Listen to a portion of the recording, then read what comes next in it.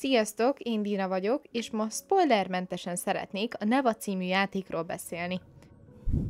A már egy éve kiadott 2D platformjáték egy különleges élményt nyújt azoknak, akik szeretik az érzelmes történeteket és a magával ragadó látványt, na meg a hangvilágot.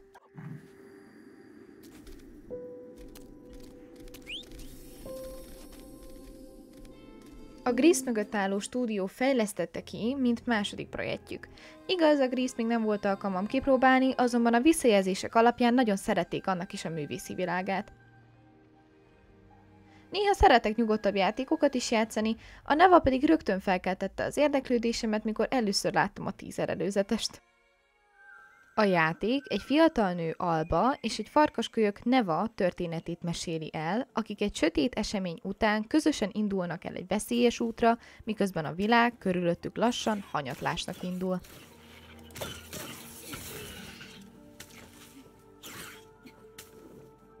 A játékban nem kapunk dialógust, minden a testbeszéden alapszik, egyedüli szó, amit a karakter kimond, az a farkaskölyök neve.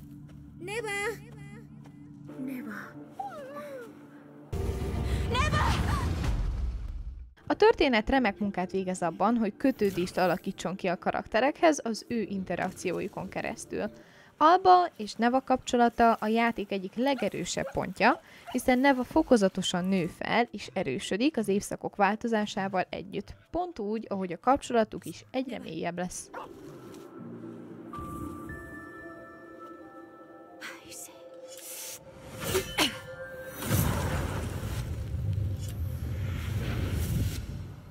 Kölyökként Neva teljesen Alba védelmére támaszkodik, így küzdenek együtt a túlélésért, azonban ahogy cseperedik, Neva is különleges képességekhez jut, és könnyedén mozog a síkon belül és kívül is.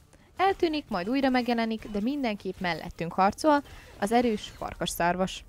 Igen, ez a szójáték még mindig mosolyt csal az arcomra. A Neva komoly témákat érint, mint például veszteség, társas kapcsolat, az élet körforgása, mindez pedig a játékmenet, látvány és zene segítségével érzékletesen adja át. A játék elején kiválaszthatjuk, hogy kaland vagy történetmódban szeretnénk-e játszani. A kalandmód hagyományosabb játékélményt nyújt, harcokkal, túléléssel, míg a történetmód leegyszerűsíti a kihívásokat és a halál nélküli játékmenettel a narratívára fókuszál. A játékbeli kudarc itt nem létezik, így teljes mértékben a két főszereplő sorsát követhetjük, anélkül, hogy a nehézségek megtörnék a varást. 2D-s platformerként a Neva könnyed, környezeti fejtörőket és harci elemeket kombinál, miközben bejárjuk a világot. Az irányítás egyszerű. Tudunk ugrani, vetődni, dupla ugrani, támadni, és ami a legfontosabb, interakcióba lépni Nevával. A harcrendszer ugyanakkor meglehetősen egyszerű. Néhány nagyobb boss legyőzése azonban nem feltétlenül fog sikerülni első próbálkozásra. Egy karcsapásos kombó áll a rendelkezésünkre, és megkérhetjük Nevát, hogy segítsen támadni, de ezen kívül nincs sok variáció. Az életerőnket a képernyő alján található virágok jelzik, és sikeres támadásokkal tudjuk feltölteni őket. A játékmenet azonban jól áramlik, az útvonal mindig egyértelmű, Neva gyakran mutatja, merre kell menni.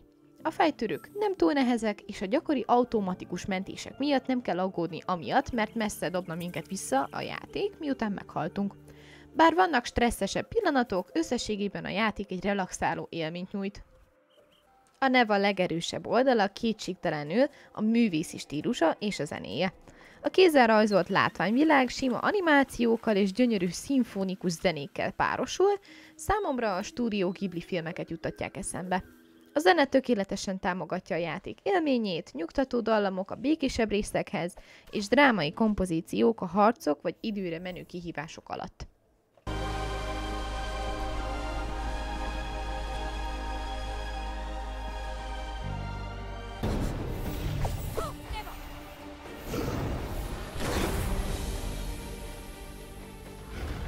Amivel a készítők szeretnek nagyon játszani, az a kameramozgás. Mindig azt mutatja pontosan, amit kell, néhol közelről, máskor pedig belátjuk az egész hátteret, és elmélyülhetünk a világban.